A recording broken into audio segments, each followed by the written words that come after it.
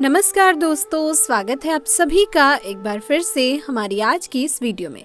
दोस्तों, रोशनी के 5 दिनों का त्योहार दीपावली धनतेरस से शुरू हो जाता है। 5 दिनों का ये शुभ त्योहार आरोग्यता के साथ साथ धन, संपदा, समृद्धि और कल्याण में वृद्धि करने वाला माना जाता है। धनतेरस का त्योहार भगवान धन्वंतरी के जन्म के उपलक्ष्य में मनाया जाता है। मान्यता है कि धन्वंतरी ने समुद्र मंथन के दौरान अमृत से भरा स्वर्ण कलश लेकर प्रकट हुए थे। उन्होंने देवताओं को अमृत पिलाकर अमर बना दिया था। धनतेरस के दिन भगवान धन्वंतरी के साथ माँ लक्ष्मी और कुबेर देव की पूजा की जाती है। इस दिन बर्तन खरीदने की परंपरा है। दोस्तों, इस वर्ष 2023 में 10 नवंबर को धनतेरस है और धनतेरस पर कुछ ना कुछ खरीदने का प्रावधान है, चाहे आप धनिया ही क्यों ना खरीदें। लेकिन धनतेरस के दिन जो भी खरीदा जाए उसमें दोस्तों 13 गुना बढ़ोतरी होती है। इसीलिए लोग धनतेरस के दिन वाहन खरीदते हैं, बहुत सारे लोग गहने खरीदते हैं, सोना चांदी इत्यादि खरीदते हैं। इसी के साथ धनतेरस पर सिर्फ आप 2 रुपए की ये एक चीज लेकर आए, घर में चमक जाएगी किस्मत, धन बरसेगा। कहने का मतलब है कि धन की बारिश होगी। आपके घर में सभी मार्ग से इतना ज्यादा धन आना शुरू हो जाएगा जिसकी आप कल्पना भी नहीं कर सकते। देखिए दोस्तों, धनतेरस पर भगवान धन्वंतरी की पूजा होती है। धन्वंतरी को आयुर्वेद का जन्मदाता और ज्ञाता माना जाता है। बड़ा ध्यान से देखना, तब आपको समझ में आएगा। और इस दिन हमें क्या खरीदना चाहिए ये भी मैं आप लोगों को बता रही हूँ। सिर्फ 2 रुपए की चीज इस दिन बहुत ही सस्ती, मात्र कुछ ऐसी चीजें होती हैं जिसे खरीदने से रोग और शोक ये दोनों मिट जाते हैं और जातक को सुख और समृद्धि की प्राप्ति होती है। आप अपने सामर्थ्य के अनुसार यहाँ बताई गई कुछ सामग्री को खरीद सकते हैं, जिससे आपको लाभ ही लाभ मिलेगा। अब दोस्तों, आखिर जानते हैं धनतेरस के दिन हमें क्या खरीदना चाहिए, क्या नहीं खरीदना चाहिए और क्यों नहीं खरीदना चाहिए। देखिए दोस्तों, जो धनतेरस का दिन होता है ये धन प्राप्ति करने का सर्वश्रेष्ठ दिन माना जाता है। धनतेरस के दिन जो भी वस्तु खरीदनी है उसमें 13 गुना ज्यादा प्रभाव बढ़ जाता है। मान के चलिए आपने धनतेरस के दिन जैसे कि कोई वाहन खरीदा है, तो उस वाहन में इतना ज्यादा प्रभाव हो जाता है, 13 गुना ज्यादा प्रभाव बढ़ जाता है, तो उस वाहन के साथ फिर कभी भी कोई दुर्घटना नहीं होगी, किसी को नुकसान नहीं पहुंचेगा। कहने का मतलब है कि धनतेरस के दिन जो भी चीजों की खरीदारी की जाती है उसमें आपको शुभ फल की प्राप्ति होती है। तो हमें धनतेरस के दिन क्या खरीदना चाहिए, तो आप अपने सामर्थ्य के अनुसार धनतेरस के दिन आपके पास जितने पैसे हों, आपके पास जो सामर्थ्य हो, उसके अनुसार कुछ चीजों की खरीदारी कर सकते हैं, जो कि इस वीडियो में मैं आप लोगों को बताऊंगी। और अगर मेरी वीडियो में बताई गई 5 में से कोई भी आप एक चीज खरीद लेते हैं तो दोस्तों यकीन मानिए माता लक्ष्मी आपके घर में आ जाएंगी, आपके जीवन में चल रही हर प्रकार की मुसीबत को दूर कर देंगी।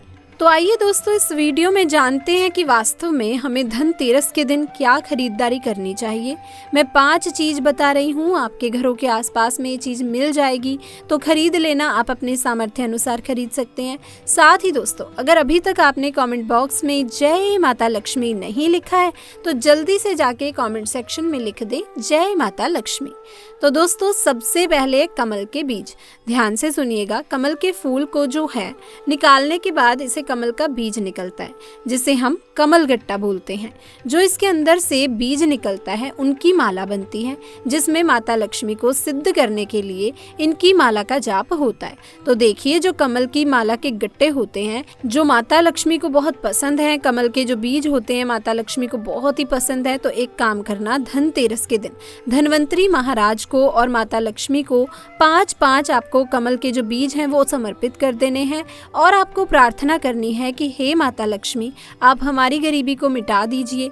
धन्वंतरी महाराज से प्रार्थना करनी है कि महाराज, हमारा घर हमेशा निरोग रहे, निरोग काया की प्राप्ति हो, मैं आपसे आशीर्वाद की कामना करता हूँ या करती हूँ। इस प्रकार से प्रार्थना करते हुए कमल के बीज इस दिन खरीद कर लाइए, माता लक्ष्मी तथा धन्वंतरी महाराज को समर्पित कर सकते हैं। आजीवन आप निरोग रहेंगे, क्योंकि इस समय दिव्य शक्तियाँ जागृत अवस्था में होती हैं धनतेरस के दिन, और आपकी पुकार को वो सीधा माता लक्ष्मी और धन्वंतरी महाराज तक पहुँचा देती हैं। अब इसके बाद है औषधि। देखिए, इस दिन औषधि क्यों खरीदनी चाहिए? क्योंकि ये हमें निरोगी काया प्रदान करती है, हमें निरोग रखने का काम करती है। तो ऐसा माना जाता है कि इस दिन धनतेरस के दिन, क्योंकि इस दिन धन्वंतरी महाराज जो हैं समुद्र मंथन से उत्पन्न हुए थे और अमृत का कलश लेकर के उत्पन्न हुए थे। धन्वंतरी महाराज जी को, धन्वंतरी देवता को जो है दोस्तों, उन्हें वैद्य कहा गया है। दुनिया के सर्वप्रथम सबसे बड़ा जो वैज्ञानिक धन्वंतरी महाराज हैं, ये देवताओं के वैद्य हैं और ये हमारे लिए भी पूजनीय हैं। हम सब उनकी पूजा करते हैं, उनकी पूजा के कारण ही हमें वैदिक ज्ञान की प्राप्ति होती है।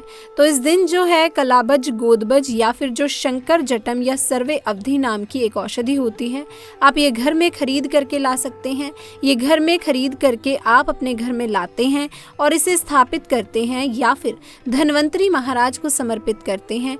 तो जब तक ये औषधि आपके घर में रहेगी तब तक आपके घर में बिल्कुल ही किसी को रोग नहीं आएगा। और ऐसा भी कहा जाता है आप जो हैं इस दिन इंद्रजाल नाम की जो जड़ी बूटी आती है वो भी खरीद करके ला सकते हैं। फिर किसी भी प्रकार की चमत्कारिक पेड़ पौधे की जो जड़ी बूटियां होती हैं या फिर चमत्कारी जो वनस्पतियां होती हैं, ये खरीद कर लाकर धन्वंतरी महाराज को समर्पित करें। ऐसा कहा जाता है कि इस दिन समर्पित करने के बाद ये जो औषधि होती है, जड़ी बूटी होती है, जागृत अवस्था में हो जाती है। लंबे समय से कोई बीमार पड़ा व्यक्ति है, वो चलने फिरने में सामर्थ्य उसमें नहीं है, तो उसकी नाक में अगर इसकी 3 बूंद जो है औषधि ला रहे हो, उसकी 2 से 3 बूंद दी जाए तो वो व्यक्ति भी ठीक होकर के कुछ दिनों के भीतर ही चलने फिरने के लायक हो जाता है। कहने का मतलब है कि इस दिन सभी प्रकार की जो औषधि होती हैं वो जागृत अवस्था में होती हैं, इसीलिए इस दिन औषधि ला करके आप जो हैं वो समर्पित जरूर करें। दोस्तों, इसके बाद है झाड़ू। मैं आप सभी दर्शकों को इस प्रकार संपूर्ण जानकारी बताऊं, क्लियर जानकारी बता रही हूं ताकि आप सभी दर्शक इस चीज को खरीदते समय झिझके नहीं। झाड़ू इस दिन क्यों खरीदनी चाहिए? क्योंकि झाड़ू को माता लक्ष्मी का स्वरूप माना जाता है। धर्मशास्त्र भी कहते हैं जो झाड़ू है ये लक्ष्मी, जो कचरा है वो राहु। तो जो झाड़ू है हमारे घर से कचरे को बाहर फेंकने का काम करती है, अर्थात झाड़ू से कचरे को घर से बाहर निकाला जाता है। तो झाड़ू को लक्ष्मी कहा जाता है, कचरे को राहु। तो झाड़ू रूपी जो लक्ष्मी है कचरा रूपी राहु को हमारे घर से बाहर फेंकने का काम करती है। जहाँ पर गंदगी वातावरण हो वहाँ पर राहु आते हैं, वहाँ पर केतु आते हैं, वहाँ पर फिर नकारात्मक चीज़ों का प्रभाव बढ़ जाता है। इसीलिए झाड़ू घर में रखने से झाड़ू सकारात्मकता लाती है। ये माता लक्ष्मी का ही स्वरूप कहे गए हैं। तो आपको धनतेरस के दिन 2 जोड़ा झाड़ू जरूर लानी चाहिए। आपको जोड़े के स्वरूप में झाड़ू लानी चाहिए और इसे लाकर के जैसे देवी माता लक्ष्मी की पूजा करते हैं उसी प्रकार झाड़ू की भी पूजा करनी चाहिए। और इसे आपको प्रार्थना करनी है कि हे माता लक्ष्मी, आपकी कृपा से हमारे घर में पूरे साल भर, वर्ष भर अन्न धन की कमी ना हो। इस प्रकार से प्रार्थना करनी है। झाड़ू को दोस्तों माता लक्ष्मी का स्वरूप कहा गया है, इसीलिए इनकी पूजा करनी ही चाहिए। अब दोस्तों, इसके बाद है गोमती चक्र और कौड़ियाँ। तो देखिए, जो कौड़ी होती है बचपन में हम उससे काफी खेले हैं। जो गोमती चक्र होते हैं ये भगवान विष्णु से उत्पन्न होते हैं। एक धार्मिक कथा के अनुसार जो गोमती चक्र हैं भगवान विष्णु से उत्पन्न हुए हैं। तो दोस्तों, कौड़ी माता लक्ष्मी से उत्पन्न हुई। इसके बारे में एक कथा भी मैं आपको बताऊंगी। तो इस दिन आप अपने सामर्थ्य अनुसार 5 गोमती चक्र और 5 कौड़ी जरूर लाना। पीली कौड़ी जरूर लाना। पीली कौड़ी को माता लक्ष्मी का वाहन कहा जाता है, क्योंकि माता लक्ष्मी भी समुद्र मंथन से उत्पन्न हुई और कौड़ी भी समुद्र से उत्पन्न हुई। ऐसा कहा जाता है जिस स्थान में कौड़ी हो वहां पर माता लक्ष्मी खुद ही खींची चली आती हैं। जिस प्रकार जो चुंबक होती है लोहे को अपनी तरफ आकर्षित करने का काम करती है, उसी प्रकार जो एक कौड़ी है ये धन लक्ष्मी को अपनी तरफ आकर्षित करती है। तो हमारे धर्मशास्त्र कहते हैं कि इस दिन गोमती चक्र और कौड़ी माता लक्ष्मी को जरूर समर्पित करनी चाहिए। गोमती चक्र का सरल प्रभाव है, ये स्वयं प्रभाव दिखाते हैं। जिस घर में गोमती चक्र रखा होता है उस घर में कभी भी किसी प्रकार की बाधा नहीं आती। तो 5 आपको गोमती चक्र लेने हैं, 5 आपको पीली कौड़ी लेनी है। अगर आपके सामर्थ्य में है तो आप जो है 21 गोमती चक्र और 21 पीली कौड़ी जरूर ले लेना और आप जो है माता लक्ष्मी को इस दिन समर्पित कर देना। या फिर घर के किसी बच्चे को नजर दोष लगा हो या घर में किसी बच्चे को जल्दी नजर दोष लग जाता हो तो ये काम जरूर करना। इस दिन गोमती चक्र को लाल कपड़े में बांध करके जो छोटे बच्चों को नजर दोष लग जाते हैं उसे पहना देना, आजीवन नजर दोष नहीं लगेगा।